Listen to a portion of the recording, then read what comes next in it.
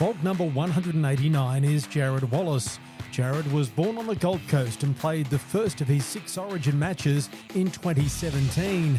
Jarrod made his NRL debut for the Brisbane Broncos in 2012 and was a member of the 2016 Grand Final side beaten by the North Queensland Cowboys. In 2017, he returned home to play with the Gold Coast Titans, going on to play 118 games for the club. In 2023, Jarrod was a member of the Dolphins side for the club's historic first game in the NRL against the Sydney Roosters. In all, Jarrod Wallace played 212 NRL games across 13 seasons. Well, Jarrod Wallace, thanks for your time. What does it mean to you to be a FOG? I think it means everything. You know, like growing up as a kid, you want to play football. You strive to obviously want to be, like those guys on TV. But I think in like any arena or any sport, you want to play at the best. And in my eyes, playing for Queensland is the best. Like, I felt like I spoke to many players over the years, and they reckon even playing for Queensland, they even did playing for Australia. That's what it meant to us, Queenslanders. So.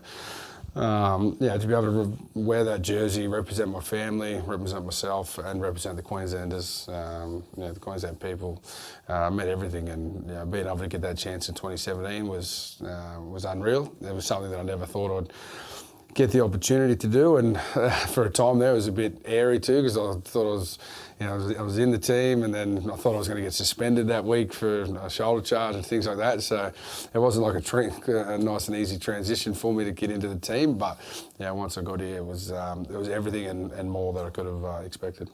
Well, let's go back to the start. Growing up on the Gold Coast, what was life like for a young Jarrod Wallace? Yeah, well, my family grew up. My dad's played football, my uncles played football. Everyone kind of always grew football, so I kind of, was always kind of, bound to play football. Obviously, my body size, my size, and everything like that too. So, we've always been a big football family. Growing up at Runaway Bay, I started playing when I was 3 years old. So, and I loved it. I just remember, every Tuesday, Thursday, I'd go down to my training. I'd wait till Dad, because he was captain coach, I'd wait till he'd finish. I'd be there catching bombs at 5, 10 years old, catching bombs, when they'd be doing opposed sessions, I'd be running the ball back thinking I was, Billy Slater and things like that.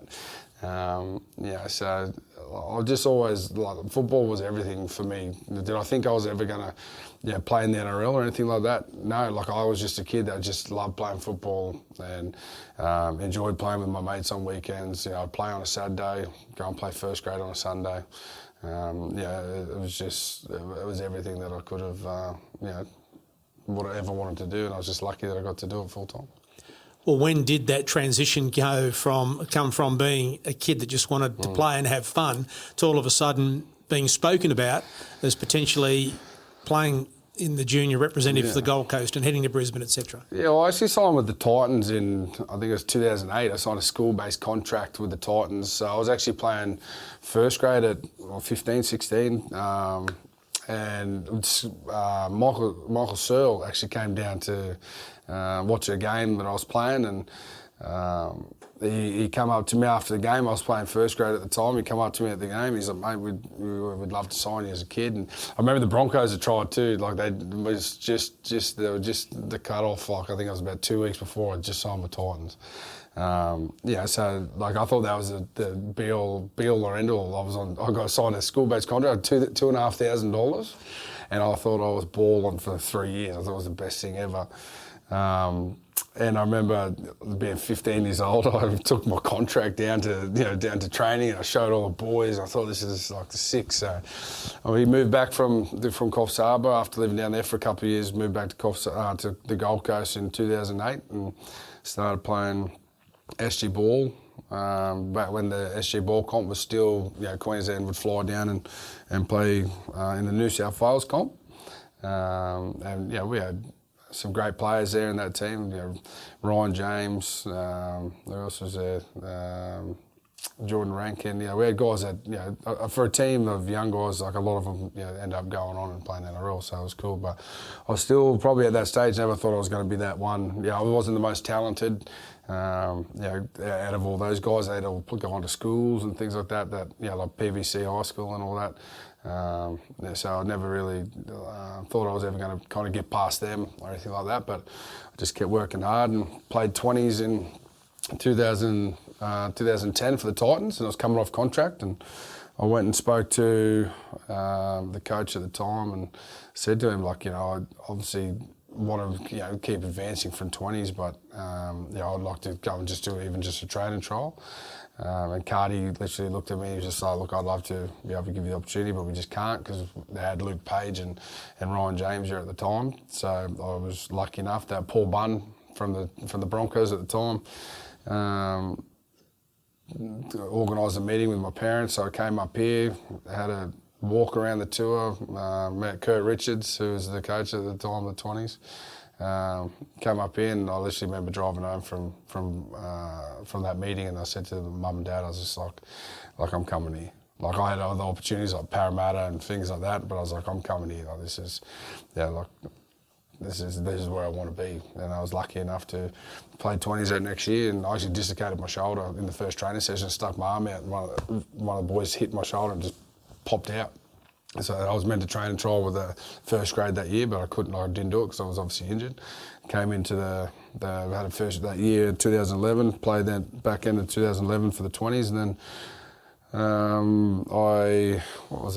going into 2012, got a training trial and trained. There was a heap of this. Anthony Griffin was the coach at the time, and I was lucky enough to stay on full time, and then got my first game in 2012 when all our Queensland stars were playing for Queensland. So it was good, because at that time we had Petro and all that still playing. So I think we lost like 7 or 8 players to Queensland. So they brought a lot of young guys come into the team. So it was good.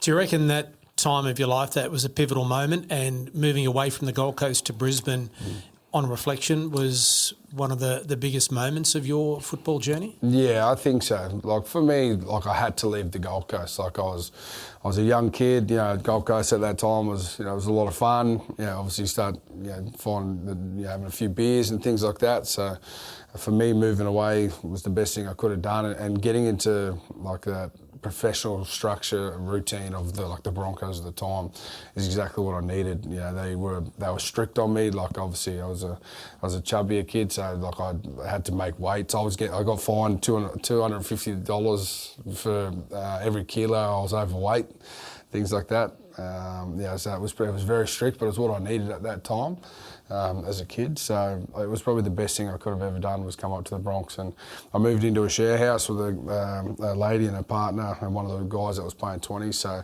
I didn't just kind of come up here and you know, kind of move into a house where I was by myself or anything. I had people around me and they helped me and stuff like that. So yeah, it was definitely I think my career could have gone either way if I'd gone somewhere else. But coming up to the Broncos at that time was definitely probably the best thing I could have ever done for my career. And having those origin players around you obviously helped develop you as well. Yeah. Well, some of the things I still take on even now after life of footy, like some of the things that Semi Thorday taught me, Petro, you know, Corey Parker, those guys, you know, I used to look up to them a lot, and then obviously come into that training squad in 2012. And obviously, yeah, like you look at those guys who've kind of watched your whole life, and then all of a sudden you're training with them, you're playing with them. You know, I used to get sprayed by Hodgie all the time. He was my locker partner as well. So, yeah, Semi and Cozza, like being a front row as well, like being in the middle, they were huge for my career. Like they taught me, you know, everything kind of I needed to know at that stage, and you know, toughness, you know. How to like be a professional, you know, all that sort of stuff, and like I still talk to them all the time now, so it's awesome. The 2015 grand final, dare I ask you about it? Played in that game off the bench. Yeah. Having spoken to a number of FOGs who were in that Brisbane team, it still rankles. You over it? No. I don't think we'll ever. I actually moved houses last week, and I pulled out my jersey. It was in bubble wrap, and I looked at it, and God, it hurts, you know, seeing the medallion rather than wearing a ring. I've still to this day never watched that game. I don't think I would have. I went into depression after that game. I remember I texted Corey Parker we were about 6 weeks into that off season. I texted him. I was like, "Hey, Bird, what are you up to?" He's like, "I'm just sitting out the back having a beer." He's like, "What are you doing?" I was like, "I'm vacuuming the floor with depression." He goes, "Come over, let's have a beer." I remember just. Like even going in that next year, Wayne goes, "Oh, we're going to watch the grand final. We're going to see what we can do better. If you don't want to watch it, let's get to training. If you do want to, let's stay here." Everyone just got up and walked out. It was like, "Nah, it's time to move on." But I don't think you can ever really get past a loss like that. Ending up back at the Gold Coast Titans, Yep. How did that come about? Yeah, well, obviously I played at the Bronx by then, but for 7 years. Obviously debuted 2012, played the 2015 grand final, and then went on to the 16. And I started finding my feet as a player. Wayne obviously came in that 2015 year and really put it on me to, either start performing, because obviously I hadn't really done anything too much before then. I'd only played a few games, or not. So I'd really, for those 2 years that I'd had Wayne with me, I just cemented my spot, and I was time to, I wanted to be a starting front row. And I remember talking with Wayne, and the Bronx wanted to keep me, and then there was a deal in that there. But I said to Wayne, my thing was like, can you promise me a starting position? He's like, "Look, I can't promise you it, but, we just keep going in and out." And I remember I spoke with Neil Henry, I had a meeting on the Gold Coast with him. He said, he guaranteed, you'll be the starting front row. And so that was purely the only reason why I left. It was one, I got to move home a bit closer to my family and things like that. But two, I wanted to be a starting front row. I was sick of kind of doing the on and off the bench type thing. Yeah, at that time of my career, I thought being a bench player was kind of that second fiddle. So I wanted to be the starting front rower. I'd since learned the bench spot was obviously almost more important than the front, the starting position. But at that stage, I really wanted to find myself. I wanted to get out from underneath the Bronx and Semi and Adam Blair and all that at the time. Kind of find my feet and become that. Kind of be that front rower that leads the team. So that was why I took that opportunity to go to the Titans. Well, it was another big decision because it led to a sliding door moment. 2017, one of the biggest years of your career, making the Origin debut. What are your memories from that time? I remember because I was coming off the bench. I was only playing 40, 50 minutes at the Bronx, and then I remember going to the Titans that 2017 year. I obviously took my professionalism that I learned to the Bronx, took everything down there, work ethic, everything like that. I trained crazy hard. I got fit. And we had a lot of injuries that year. So me and Ryan James were playing a lot of minutes, anywhere between 70 and 80 minutes every week. My body was crashing by the end of the year, but I remember just so focused on wanting to be the leading front rower and playing big minutes and enjoying that my time while I was playing that. I never thought that I'd go into contention for the Queensland role, but obviously, I was lucky enough that I did, and I personally was having a good year. We weren't obviously having as good a year as a club as what we would have liked, but we were just every week, me and Ryan James just playing big minutes and doing what we could. So when I got into the contention to play, I remember game one come across and my name was everywhere, being like, "Yep, he's going to play, he's going to play." They went with Naps and with Nate, which you can't go past Nate. He's one of the greatest, if not the greatest, forward of Queensland's history. He's just to turn up. So I was 18th man for the first game in 2017. I went into camp, just soaked it all up, learned to sat there on the sideline, just itching at the bit, being like I want this so bad. And unfortunately, Nate got injured. Maybe he did his elbow or something like that. So I got the opportunity to come into game two. But like I said to you earlier, I got cited for a shoulder charge tackle against the Warriors that same week as round two. So when I got the call from Kevy on the Monday, he's like, "Look, you're going to start for us in Queensland, but we've just got to get you past this shoulder charge battle first." And I was like, "No worries, let's see how we go." So I remember that next 3 days was the worst 3 days of my life, waiting to go down to the judiciary and get everything sorted for that. So, but I was lucky enough I got off and made my debut. So having been 18th man in game one, how did that help you heading into game two? I think it just it prepared me a bit better. I'd already been into camp before. Like I'd trained, I'd been around it all, so it wasn't as big a shock when I came into that game 2. I also came straight in. I didn't come off the bench or anything, so I started that game. So it was kind of, we were just straight into it. We had we still had Cam, we still had Coops, we still had Slatsy, and when those guys talk in a huddle, you can hear a pin drop. When Smithy would talk, he would just do it. So when we asked young guys to come in, he just took us under the wing and he'd tell us where to go. Him being so cool, calm and collected was good for me being a debutant, because I knew my job.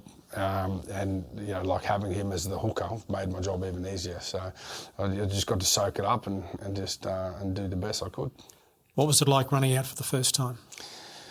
Oh, it was the craziest thing I've ever felt. I remember, obviously the year 2015 played the grand final. I remember being the most nervous I'd ever been in my life. It was wild. But going out to we had the bus, and it was dark, and you pull under the stadium there in Allianz, and ANZ, you pull under the bus, so you don't really see too much. So it was good. You kind of hide away, and you stay in your locker and just prepare like normal. You warm up underneath. It was very chill, very relaxed.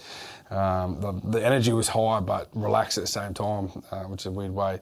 I remember running out to go to the game, onto the field, and we had to do the national anthem. And I remember standing there, and the roar of the crowd was crazy, and there was blue everywhere because it was in Sydney. And I remember just looking up into the crowd, and I found my family straight away, and I just tears in my eyes instantly as soon as we started singing the Australian anthem. I think it just all hit me all at once, right as we got on the field. And because I remember to Dylan Napa, I said to him, can I take the first hit up? And he's like, nah, that's mine. Because I was I wanted, if I could have got that, it would have been like that. You just need that kind of first run to get it away from, those nerves to settle, all that sort of stuff. And Napsy's like, nah, it's mine, bro. And I was like, damn it. So I ended up taking, I think it was the second carry or something. But once I got through that, it was all right. How quick did the game go? Oh, mate, like that. It went unreal, crazy fast. I don't know. I felt like the week, I felt like a week went, in camp went quick, but that game, it dead set, it was next minute, I was running on, I blinked, and we were sitting there singing the song. It was wild. So.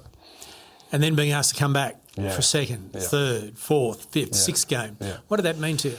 It meant everything. Being able to come back for a second time after getting that taste for the round 1, being able to play a decider in Suncorp in Queensland in front of 52,500 Queenslanders it's the pinnacle of any game I've ever played. I love Queensland. I love the people. I love how much they love football.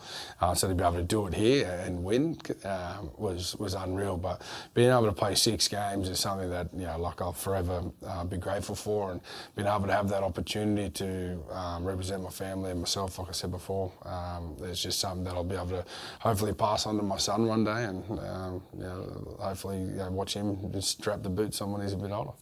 As you reflect on those 6 games in particular, do you ever stop and double check to make sure that you were actually in a team with some of those players that you mentioned before that are going to be immortals? I know. I've literally spoken about it to a few people before, and that first game, like I said, it's crazy just to remember. I played in that when the big 3 was still there. Obviously, when I say big 3, that was from Melbourne, but, I even played with that last game where JT played, and he played the first one, then that was when he hurt his shoulder in that second game, but he still kicked it from the sideline to win us the game. So to be able to play a game, I'd played massive games against JT for pretty much my whole career, for the first 8 years. Again, those Bronco Cowboys derbies were huge, but then to be standing alongside him, playing the game with him was, something that I still don't even think I can comprehend in my head how big it was, because it was just the greatest thing that, as a young boy and as a man, that you can ever do. So, did you feel as though you belonged in that environment? Yeah, 100%. I'd worked my butt off to get there, but the team that we had at the time, it was kind of like we'd just come out of that, the 10 years in a row, that sort of stuff. And so then, there was some changes starting to be made. Me and Naps come into it, and then obviously JT hurt his shoulder. There was no money come into things, so there were some big changes coming through Queensland. So, I loved every minute. I loved the camps. Just being able to play alongside guys that you ever get to play against and stuff like that, and then you put a Queensland jersey on. It didn't matter who you were a Queenslander. Everyone just made you feel at home, and made you feel like like our team was the only thing that you ever needed to worry about, and it was the best feeling. When you went back to play in the NRL after becoming an Origin player, do you think it made you a better player? Yeah, I felt like because the standard of the training, the speed, the quality, like we'd only train for an hour, or maybe even 45 minutes, with 15 minutes would be warm-up. And I'd go back and go and train, or we'd go play NRL, and it felt like the NRL just slowed down by 10 million miles. Like it felt like you could see everything better, your fitness was better, even though you only played maybe 30, 40 minutes. You felt like it just slowed you down a bit. And when you're playing with players like Cam Smith, Cooper Cronk, JT or Cherry Evans, who they seem to have it all cool, calm and collected and relaxed, when they're playing, and they're playing at a million miles an hour, but like in their head it feels like they're playing real slow, because they can just see it all happen. It starts to rub off on you as a player, and I feel like it built me even more as a player leading into the back end of my career. And you gain more confidence after each Origin game heading into the next one? Yeah, absolutely. I think it just, not so much confident. You can never be confident in playing an Origin or an NRL game, but I think it just you can never be comfortable. I think it just gives you a bit more like understanding and confidence that, like I've done this before, we just go again. Like you can never be confident again, because at the end of the day, like it's only small moments in the Queensland in the Origin games. Like one moment can define the whole game. So you just got to make sure that you're doing everything right to prepare for those moments, and then when they arise in front of you, and then you just take them. Who had the biggest influence on your career? Wayne Bennett, for sure. 2015, when he'd come back as head coach, I remember I'd never seen him, never spoke to him, never met him before. And the first 3 years, I played like 2 games, 6 games, 8 games. And then I'd hurt my shoulder, and I had to get another reconstruction on the same shoulder. But there was about 8 of us that year, like Matty Gillette, Jack Reed, David Staggs. They were all getting surgeries at the same time. So I remember talking to Corey Parker after. Wayne actually walked up to him and he was like, "Who's this chubby little white kid that we got on here?" And he's like, "Oh, he actually goes all right, just give him the opportunity," which I did. And then I remember round 1 in 2015, James Gavay was the front rower, and he did his ACL at training. And so I came into game 2, it was my first game back from my shoulder, and Wayne literally looked at me and goes, "You've got one opportunity to prove yourself, or you can find yourself another club." And I kind of walked out, and I was like, "What the hell? Like, what do you mean? Like, one game?" And Sam literally looked at me and he goes, "Look, it's the day you need to worry, the day you need to stop worrying. Oh no, what do you say? The day you worry about Wayne coming at you and things like that is the day." I can't even remember what he said now. What was it? The day you need to worry is the day that he stops speaking to you. Sorry. And so, because I was like, what does that even mean, one game? He goes, like, if he didn't have the confidence in you, he wouldn't have even put you there. I ended up playing 25 games in the grand final that year. So he had a massive impact on my career. And then obviously I played a lot of games with him, left and went to the Titans, and then came back and played with him at the Dolphins. And I had a very different relationship with Wayne too. Like obviously I'm a bit of a larrikin, liked having a joke around and high energy and things like that. But then, me and Wayne, I used to look at him like my granddad type thing. So like I'd, give it to him, he'd give it to me. And some guys would be like, "You can't say that to Wayne." I was like, "Yes, I fucking can." And they're like, because they're like, they were scared of him. But everyone just needed to realise that Wayne was so hard on me, but because he knew he could get the best out of me. And that's why I loved playing under Wayne. Like sometimes I'd look and I was like, "Oh, that's a bit unfair." But I'm like, well, you wouldn't be saying it if if he didn't think I could be better. So that's, I reckon it would definitely be Wayne. So the footy career is pretty much over at the elite level? Yeah. What about the boxing career? No. I wouldn't say I'm a boxer, that's for sure. No. Look, I've just had a couple opportunities where, obviously, being a Queenslander, you just never say no. You never turn anything down. And look, I've had 2 or 3 fights in my life. I've won 1 and lost 2 against, and just happened to be the 2 against Nelson. But look, I just last year, like obviously finishing football and things like that, I kind of fell into a bit of a hole where, like, I'd lost my identity. I lost the person who I was. You leave your team sport, you leave something that you've done for 20 years of your life. So I needed a purpose again, and that the boxing would come up, and it just happened to be probably exactly what I needed. Like I needed to get back into training, get fit. Like it's given me my life, getting my life back type of thing. I'm happy, healthy, spending like good time with my kids and stuff. I feel like I found myself again. And but look, don't get me wrong, I'm not walking in to go and fight Tim Zoo anytime soon. That's for sure. So what do you reckon the 3-year-old kid at Runaway Bay would have thought if someone said to him then, you're going to play over 200 games in the NRL, you're going to play 6 Origin games for Queensland, playing a grand final? Would you have believed it? No, you'd look at me and go, you're mad. But I just think, and this is for any kid out there, like you got to sacrifice little things at the start to, obviously get to the great things at the end, because there was times where I wanted to go out and hang out with my friends, or go and do things on weekends and stuff like that, but like I sacrificed them to play footy, to train longer, to be there wherever I need my parents, to sacrifice a lot of things to make sure I could be at the games and stuff like that. So but no, I think you'd say I was mad if you were looking at me then. Well, FOG number 189, Jarrod Wallace, thanks for your time. Congratulations on a terrific career. Thank you, mate. Appreciate it. Thanks for watching this episode of the FOGS Queenslander Podcast. If there's a FOG you want to hear from, leave a comment to let us know. And don't forget to like and subscribe so you don't miss any of our videos.